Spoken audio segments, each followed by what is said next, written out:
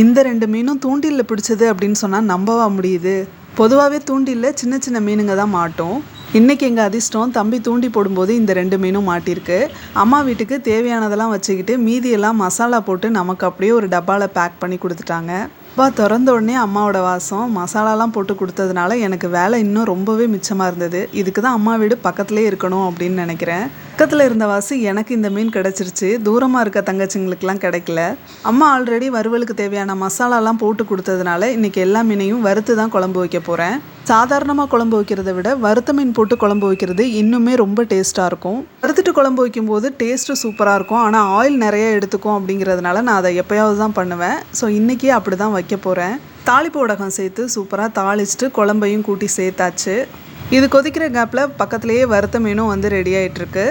வறுக்கும் போதே மீன் வெந்துடுறதுனால நம்ம தனியாக குழம்புலையும் சேர்த்து வேக வைக்க தேவையில்லை. சும்மா ஒரு கொதி விட்டுட்டு அப்படியே இறக்கிடலாம். மீன் உடையாத அளவுக்கு மட்டும் பார்த்துக்கோங்க. அவ்வளோதான், போதும். இதோட ஆஃப் பண்ணிடலாம். இப்போ குழம்பு ரெடி ஆகிடுச்சு. மீன் குழம்புனாலே ருசி தான். அதுலேயும் இந்த மாதிரி வறுத்து குழம்பு வைக்கும்போது இன்னுமே ருசி கூடுதலாக இருக்கும்.